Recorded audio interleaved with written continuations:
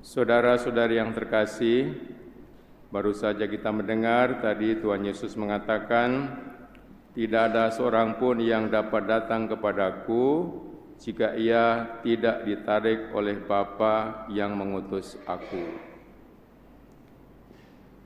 Ini mau menjelaskan kepada kita bagaimana kita semua bisa percaya kepada Yesus. Tadi dalam kitab suci itu orang mengalami kesulitan untuk percaya kepada Yesus. Mereka bertanya, siapakah ini? Bukankah ini Yesus anak Yusuf? Ibu bapanya kita kenal, dan seterusnya.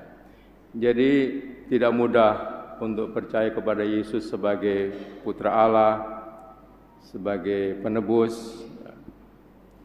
Dan kenyataannya memang begitu, ya. Kita tinggal di daerah yang minoritas, yang kebanyakan tidak percaya kepada Yesus itu.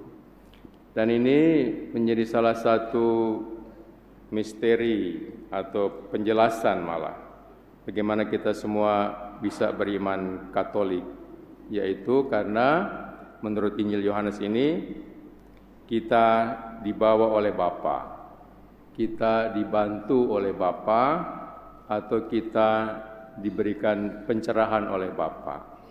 Ini yang dalam gereja kita disebut mendapat karunia Roh Kudus atau mendapat pencerahan dari Roh Kudus sehingga bisa punya iman kepada Yesus seperti itu. Beberapa hari lalu saya ke sekretariat situ dan ada seorang pemuda umur 26 tahun. Dia membawa formulir, dia dari Kalimantan Timur. Dia mau ketemu pastor paroki, mau jadi Katolik. Saya lihat di situ dia sudah belajar di Kalimantan Timur tapi pindah tugas di sini.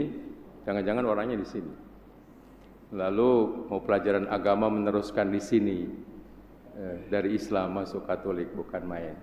Tadi saya lihat juga di Facebook dari Katoliku keren itu, Putra Biri namanya kan. Dia melaporkan ada 29 baptisan dewasa.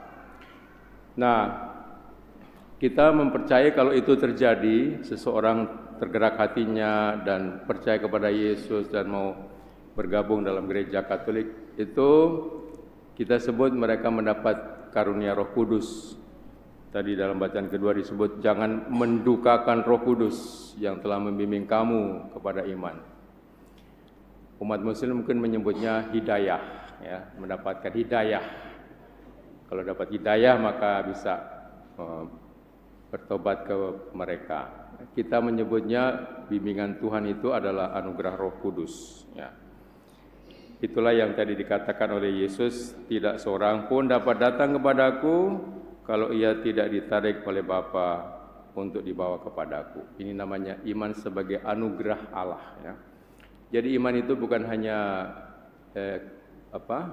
tindakan bebas manusia. Sebagai jawaban atas rahmat Tuhan itu, kita memang menjawabnya dengan bebas, tidak ada paksaan. Tapi juga iman itu adalah anugerah dari Tuhan. Kenapa saya bisa beriman Katolik dengan yakin, dengan teguh? Itu menurut kitab suci atau menurut teologi juga bukan karena kekuatan kita sendiri atau bukan karena jasa-jasa kita, melainkan karena rahmat Tuhan. Iman adalah anugerah Allah. Saya mau cerita sedikit ini tentang bagaimana iman Katolik itu masuk ke dalam Indonesia. Karena saya menulis buku sejarah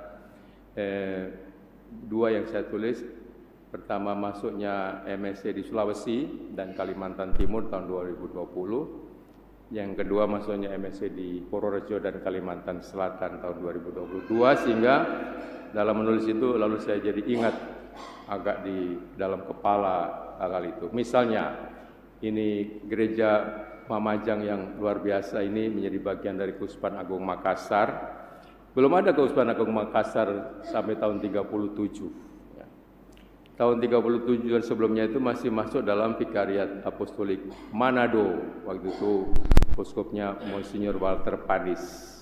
Pada masa itulah kemudian Makassar dipisahkan dari Manado. Manado namanya Vikariat Apostolik, sedang Makassar baru namanya Prefektur Apostolik. Itu tingkat paling bawah namanya Prefektur Apostolik. Di atasnya vikariat apostolik, di atasnya adalah keuskupan, di atasnya adalah keuskupan agung. Nah, waktu itu kalau tidak salah uskup pertamanya Gerard Martens, lalu Monsignor Lumano, Monsignor Van Velsen, Van Russell, lalu Monsignor John Liko ada. Ya, begitu. Kalau Anda mempelajari sejarah, jadi yang pertama itu. Nah, sebelum itu sekitar tahun 1883 ke atas itu, Makassar dan Manado itu adalah stasi dari Surabaya. Bayangkan, pastor parokinya di sana, Jan van Meurs SY itu pastornya.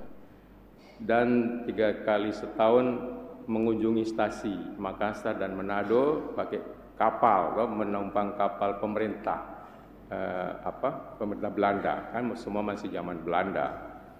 Nah, jadi kalau di buku baptis ada nama Jan van Meurs SY, pasti ada di buku sini, buku Manado juga. Karena ini adalah stasi dulu. Nah, coba bayangkan, saya ajak Anda merenungkan bagaimana walaupun kita minoritas, tapi kehadiran gereja Katolik di Indonesia saat ini sudah luar biasa. Ya. Dimanapun ada ya umat Katoliknya. Di Keuskupan Agung Makassar kan juga, sampai di Toraja sana, sampai di Salwampak, semua ada stasi-stasi. Begitu pula di keuskupan lain, dan itu membuat kita bersyukur karena masuknya dengan susah payah. Ya. Mundur ke belakang lagi, ya, sampai tahun 1808, itu momen yang paling bersejarah adalah tahun itu. Tanggal 4 April 1808, ada 2 pastor dari Belanda mendarat di pelabuhan Batavia atau Sunda Kelapa. Namanya Pastor Jacobus Nelson, yang kedua Lambertus Franken. Jacobus Nelson umurnya 50 tahun dan Lambertus Franken umurnya 29 tahun. Nah, 2 orang ini adalah uskup pertama dan kedua Jakarta. Ya. Karena mereka itu adalah imam projo dari Belanda yang diutus untuk melayani orang-orang Katolik Eropa, bukan untuk bermisi. Pastor projo lebih dulu. 50 tahun pertama adalah imam-imam projo Belanda yang diutus ke Indonesia, Hindia Belanda, untuk melayani orang-orang yang sudah Katolik dari orang-orang asing itu, supaya ada misa dan pelayanan. Belum bermisi, mungkin Belanda yang pribumi menjadi Katolik pada waktu itu. Dan waktu itu sudah ada keuskupan atau paroki ya, Jakarta, Semarang, Surabaya, dan Sika di Flores. Nah, kenapa bisa tahun 1808 ada 2 pastor datang ke Indonesia, ke Hindia Belanda, dan itu 2 pastor itu untuk seluruh Indonesia ya. Jadi tidak ada pastor lain kecuali 2 orang itu karena ada celah sejarah. Tahun itu Raja Belanda adalah orang Katolik, Raja Lodewijk. Ini orang Prancis, karena tahun 1804 sampai 1810 mungkin itu Belanda dijajah oleh Prancis, sehingga Raja Belanda itu adalah Louis Bonaparte. Ini mungkin adik dari Napoleon Bonaparte, dan dalam bahasa Belandanya Raja Lodewijk. Karena dia Katolik, maka dia bisa meminta kepada Bapak Suci untuk boleh mengirim 2 pastor tadi itu untuk datang ke Hindia Belanda yang waktu itu dilarang oleh VOC, oleh Protestan, kan sudah kuasai oleh mereka, jadi Katolik tidak boleh masuk. Tapi karena ada momen itu, maka 2 pastor itu bisa datang. Raja Belandanya Katolik, dan juga Gubernur Jenderalnya waktu itu yang sudah datang 6 bulan sebelumnya, Herman Joseph Daendels, itu adalah sudah orang Katolik. Dia juga orang Prancis, bukan orang Belanda. Nah, begitulah sejak saat itu ya, sampai sekarang iman Katolik terus datang dan bertumbuh. Karena apa? Karena jauh sebelumnya tahun 1536 di Ternate sana sudah dimulai oleh Franciscus Xaverius. Kita tahu Franciscus Xaverius sudah mulai mewartakan Injil di Ambon, di Ternate, tapi kan kemudian hilang lenyap oleh VOC. Sebelumnya lagi tahun 600-an katanya di Barus di Sumatera Utara sana ada percobaan untuk masuk iman Katolik di sana, dan juga kemudian tidak berlanjut dan hilang dari sejarah. Tapi dari cerita itu kita bisa merenungkan dan bersyukur pada Tuhan bagaimana Tuhan berusaha untuk mencapai kita.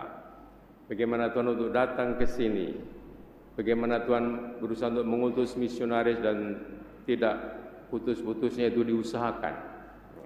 Ini pas kebetulan saya tahu dan saya bercerita supaya kita bersyukur ya, mempunyai iman Katolik ini. Nggak tahu Anda semua kan menjadi Katolik juga punya sejarah masing-masing. Saya juga yang dari Jawa Tengah sana punya sejarahnya masing-masing sampai bisa menjadi Katolik. Tapi intinya adalah menurut kitab suci tadi, kita mempunyai iman itu karena Allah Bapa membawa kita kepada Yesus. Kalau tidak dikaruniai anugerah Roh Kudus, maka kita tidak bisa percaya Yesus itu putra Allah, Yesus itu penebus, Allah kok berputra atau apa sajalah seperti yang sering dipertanyakan oleh orang-orang yang tidak memahami ajaran kita. Tapi kenapa kita begitu yakin? Ya karena memang kita mendapat karunia Roh Kudus itu, yang menurut Tuhan Yesus itu, karena kamu semua dibawa oleh Bapa kepadaku. Ya.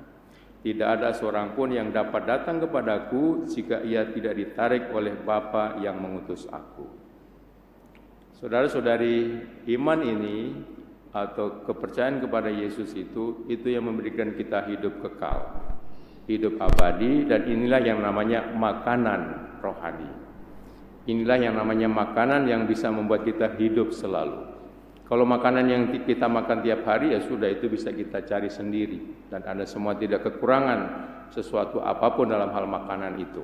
Ya, bisa merawat dengan baik ya, tubuh kita dengan nutrisi setiap hari, makanan jasmani, roti ya, atau nasi atau apa saja.